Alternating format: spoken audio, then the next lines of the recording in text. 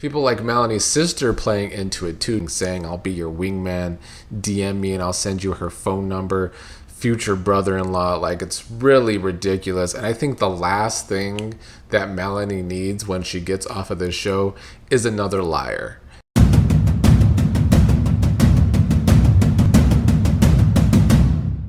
It's Sunday, so I am here to do my quick Love Island USA weekly roundup. Lots of things to talk about, kinda. We're kind of going towards the end of the season, but I guess we should start. There was an After Sun last night, and I think the biggest thing to come out of After Sun was Caleb lying, in my opinion, about who he actually wanted to go for. Let's get into that. Because on tonight's After Sun, Caleb actually revealed that he did find Melanie pretty. The issue is Sincere. He built a friendship up with Sincere. While Melanie and Sincere were on a more serious thing. They had a lot going on there, and he put his focus on Kenzie. But if you ever shipped Caleb and Melanie, you are not delusional. It turns out you are not delusional. I disagree. I still think they are delusional, and now Caleb is playing into those delusions because for the past week, if not more, the only thing that was popular with Caleb online is how he and Melanie should get together to get Melanie away from Sincere. They would actually have a chance to win, and they could have had a chance to win, but that was never going to happen because that is not who Caleb was actually looking at. He said during After Sun that the first person that caught his eye was actually Melanie. However, when he did decide to pull Kayda, that's actually what he told Kayda, that she was the first one to catch his eye. So right now, I really do believe that he is lying. This whole season, we have never seen Melanie be Caleb's type. He came in with his eyes set on Kenzie and then stuck with Kenzie despite Kenzie messing around with Corbin. And then he pulled Kayda and said what I said, that he had his first sight set on her. And then at Casa, who were the people that he was interested? He named them all. Jaden, Parmida, and Racist Girl. So nobody with a certain different skin tone that goes further than Kayda is who he named, and Melanie does. So people are delusional, and I think in this case maybe gullible too. You're telling me Caleb went in there with his eyes set on Melanie and did nothing about that? Yeah, he did nothing about that because that is not what he came into the villa wanting to do.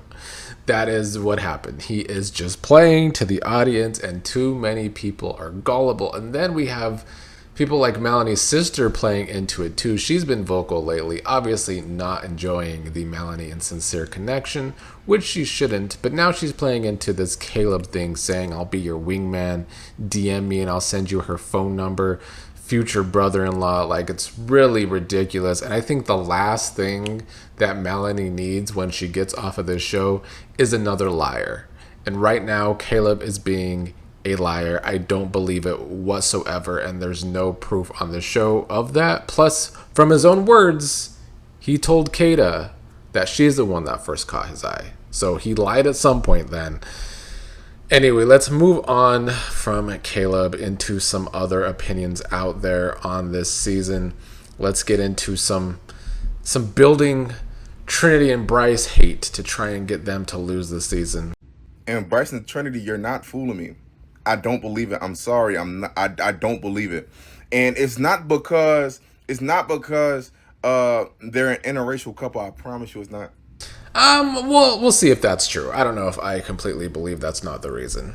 It feels fake. It feels fake. It don't feel real. What do you mean, bro? They've never had a disagreement ever, bro.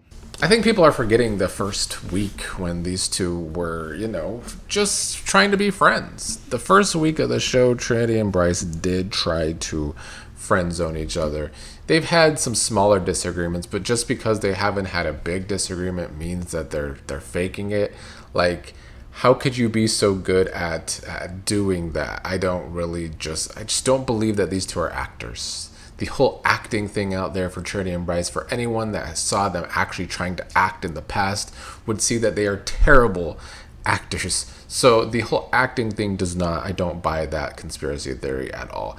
You can say that production has given them a winner's edit because last season they did not fully get what they wanted out of Nick and Nicolandria, because they really did not give them a winning edit, and then they became so popular after the show. So maybe the show wants to capitalize on that possibility now, because I guess interracial couples are in when it comes to white man, black woman, allegedly. I don't even know if that's true, but that's what people be acting like with this show. All their conversations go exactly like this.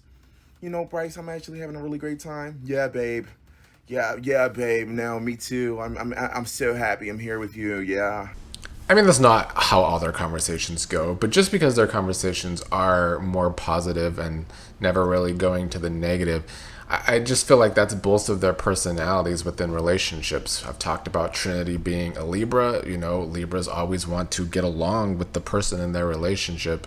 And Cancers can be emotional, but Bryce is emotionally mature. We've seen when he's insecure, he takes it in himself and doesn't take it out on Trinity, which is a good thing. But this next theory as to why people don't believe Bryce and Trinity is actually a very good point in my opinion.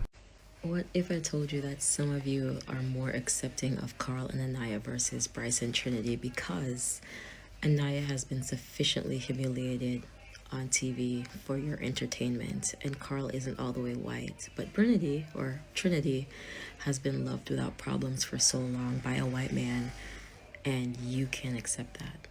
Therefore, it can't be real, because how dare she not go through a humiliation ritual and be loved without drama and strife. This goes back to one topic I've been talking about all season, and that is this struggle love that people in the audience of this show seem to want to need. The fact is that Aniya went through hell because of Casey, and she also fucked things up with Carl at the beginning, so there's definitely been struggle there. As for Trinity and Bryce, though, Trinity has never gotten shit on by Bryce. People still want to go back to the whole, well, Bryce did still pull Kayda to talk to her and see if she was still interested.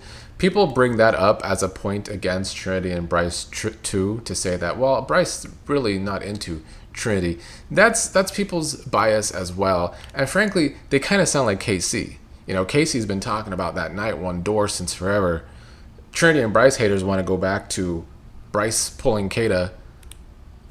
Get over it. Get over it. You are acting like KC in that. But also, yeah, there's just hasn't been that like really dark struggle between Trinity and Bryce. But why is that a bad thing? Like, most good relationships don't start out with drama and toxicity. And if they do, then they're actually not good relationships. And I do think it's because Trinity, for her age, is very emotionally mature, which we've talked about all season. And Bryce is as well when it comes to relationships anyway. When it comes to the interpersonal one-on-one time between he and Trinity, he never has taken out his insecurities on Trinity like we've seen other couples this season do. Sometimes I forget that Bryson on Love Island is almost 30, and then he does something like asking Trinity to be his girlfriend before going exclusive, and I go, there we go. Because I just turned 29. Bryce and I are the same age, okay? And every time I see, oh, we're gonna be exclusive on Love Island, I'm like, what the fuck is exclusive? If you were to define what exclusivity is, right? It's dating no other people but that one person. You know what that's also called? Being boyfriend-girlfriend. And I really love that he just went, no, what do you mean exclusive? That's my girlfriend. That's his motherfucking girlfriend. So we'll see what happens of Trinity and Bryce. And I'm not saying that they're going to be this long-lasting relationship, because to me, the thing that can't get swept under the rug is the age gap. And yet I still don't feel like we have a couple that is as positively communicative as they are. A lot of people are pushing for Carl and Aniya right now, which I've always said they are on the same speed. I can see how they can go far in a relationship too. There's a couple of things that holds me back with them, but people are enjoying them right now. Dare I say his speech was one of the sweetest speeches of the fucking season. of the fucking season when he said revenge is sweet, but this girl's a little bit sweeter. Oh, even Ariana couldn't keep it in. That was so fucking adorable. And then when they got together and he was like, we're a couple now. And she says, I know. Y'all, they got me. Like, these two got me good, y'all. There is a sweetness to Carl, but again, I feel like it comes because we saw Aniya go through so much shit that, yeah, at least for me, I do feel bad for Aniya, and I'm glad she found someone who is emotionally mature and really does, I think, want to take care of her feelings. But then I question, is it really just pity voting? And I don't like pity voting. You know, I could do Friendship Island. I like Friendship Island. I can't do Pity Island after last season. I just don't have it in me.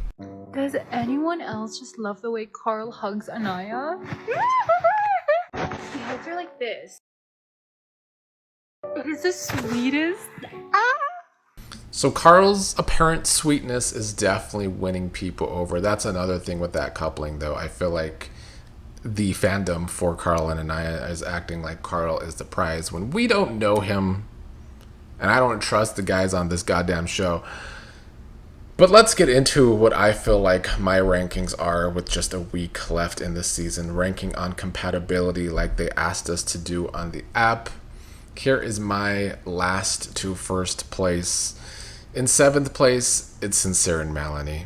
These two are not compatible, and that is because Sincere really sucks, and he's a huge liar, and he really just wants to cheat all the time. He's going to tell everyone the same thing. I feel like Sincere has a lot of growing up to do when it comes to relationships, and he's just not instantly going to do that. And I do think Melanie deserves better, but as I've been saying all season, she herself needs to decide that she deserves better. In 6th place, I'm putting Zach and Kayda. I don't care how long they've been together. I don't care how into Zach Kayda is, because Zach's not into her. And if Zach's not into her, how are they supposed to be compatible? I would take a Sincere and Melanie win over this shit couple. I just feel like, for whatever reason, Kayda is head over heels over Zach. But in every aspect of the relationship, we've seen Zach struggle to really give her anything. Even when it came to physical stuff, it seemed like he didn't wanna. When it comes to communication, we've seen him just push past some of Kayda's wants and needs. We've seen him have a double standard when it comes to his relationship with Kayda, when it comes to how Kayda was talking to Caleb and he was acting like a baby, but then he can go to Casa and do way more than Kayda does. And Kayda's supposed to be fine with that. And Kayda does act fine with that, because in this relationship, unfortunately, Kayda is a pushover. In 5th place, I'm putting Kenzie and Dylan. I actually think these two are compatible. He's the first person to be able to match Kenzie's energy. However, I don't think Dylan is being real. I feel like Dylan is doing acting. Dylan does a lot of acting. If there's anyone that's scamming, and it's very obvious, it's Dylan to me, so I can't put them any higher than that. In 4th place, I'm putting Casey and TT. I don't know how to feel about this couple, because we've only ever seen them actually be physically attracted to each other. And that's fine. I feel like Casey does seem to want a woman that speaks for him and defends him, and that's what TT does. However, I'm just not convinced that TT is getting what she wants out of this relationship, outside of her just being able to come in as a bombshell and do a good job and get the person that she had her sights set on before she entered the villa, which she's done. But I don't know what progression in this relationship looks like to TT. We would need more of an edit to figure that out. In 3rd place, and I'm not gonna lie, I almost put them in 2nd place, and that is Corbin and Parmida, because they are compatible for Corbin's age. These two are compatible for a short-term fun relationship. And I don't even like Parmida, especially with her age, but if she wants a relationship like this with Corbin, more power to her for now. Also, I think it comes down to I do like Corbin more than any guy other than maybe Bryce on this show that's left, because he is real. He keeps it real. And this last episode, we saw Parmida try and keep it real too. Them actually going over what they wanted to vote, you could see their compatibility there. Like, they have a lot of the same ideas, even if they don't necessarily agree on those ideas. They were able to work through that because both had solid ideas. So when they say they can see themselves in each other, is it a shallow thing? Yes. But do they actually have other qualities that are similar? I think so too. In second place is Aniya and Carl, although I could switch them out with Corbin and Parmida, honestly. On paper, I've always said they're the same speed, and that Carl is very emotionally mature, and at least he presents himself to be very caring, very sweet. I think Aniya could use some growing emotionally, because I think Trinity is actually more emotionally mature than she is. They both seem very passive as well, which I think can be tough in a relationship.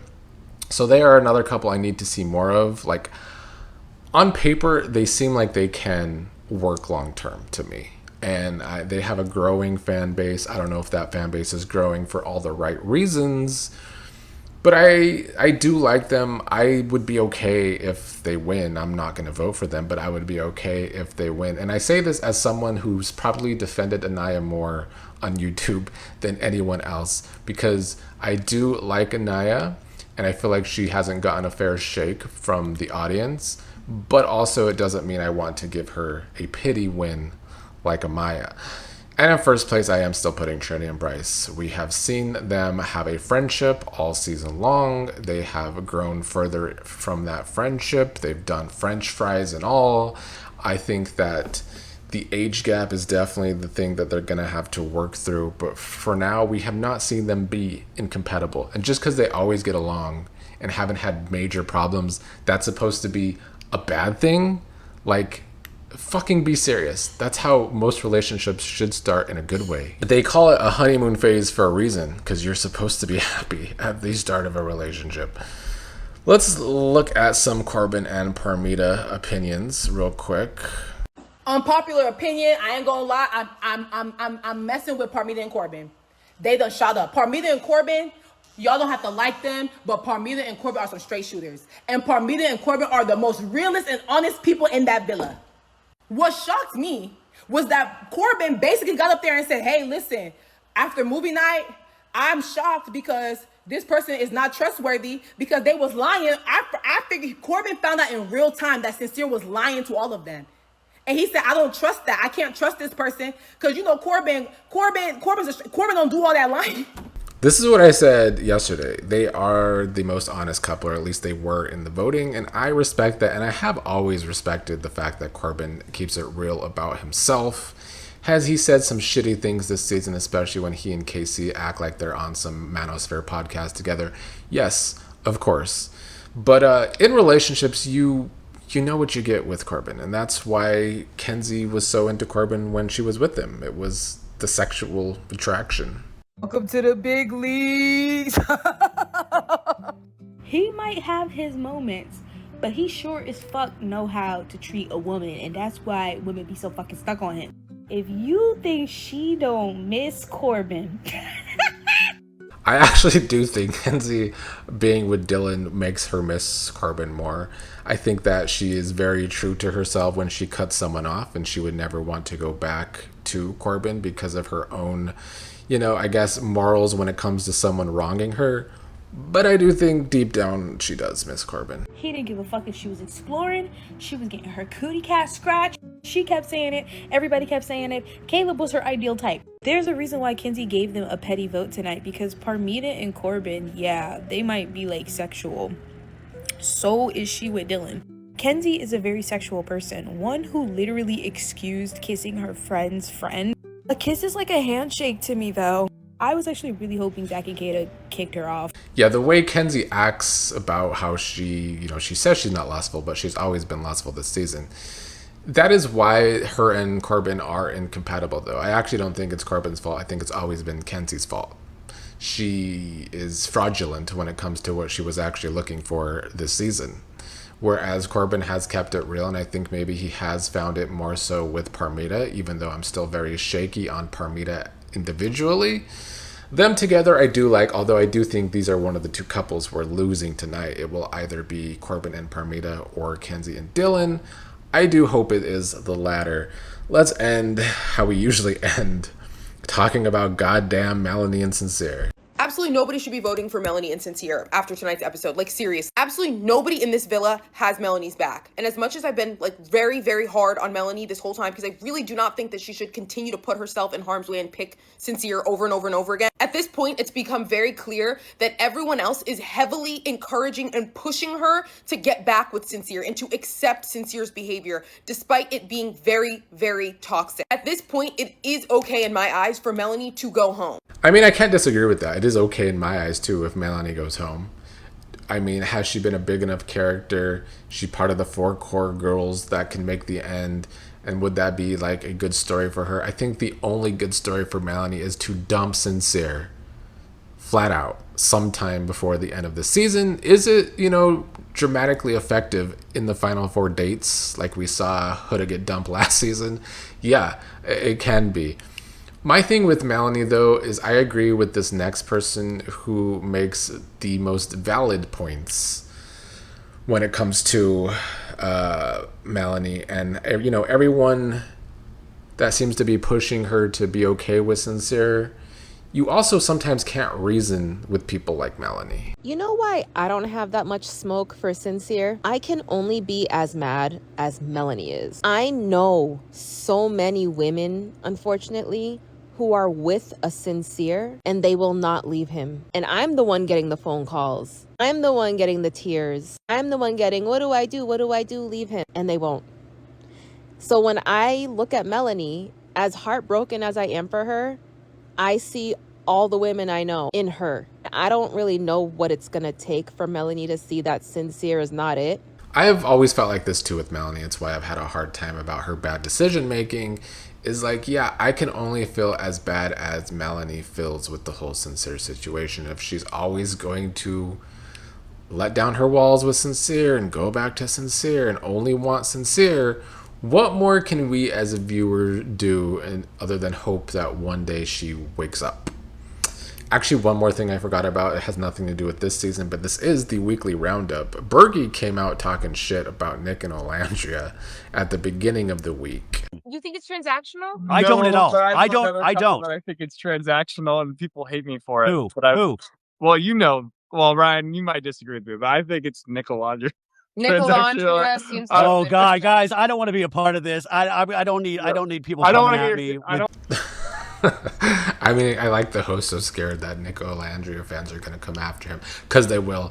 But like, Bergie, why is he saying this? Because on his season, I think her own family didn't think that they were real. So like, yeah, I get that Bergie is engaged now and these two are going to get married, but why have this smoke for Nick and Nicolandria? Are you trying to like put your name back out there to get some attention? Because that's kind of what it seems like. But maybe he really does just think that. I don't know. I've always defended Nick and Nicolandria as a couple. I don't think they are still faking it over a year goddamn later. I don't think that we've seen them together when they want us to see them together. They actively don't try and put all this attention on themselves. But then here's Bergie trying to put attention on himself. Stupid. Honestly, I've never liked Bergie. Hated him on Love Island USA. He was the original pitied person on this goddamn show. And he sucked on the traitors too. So anyway, let's end today on that note.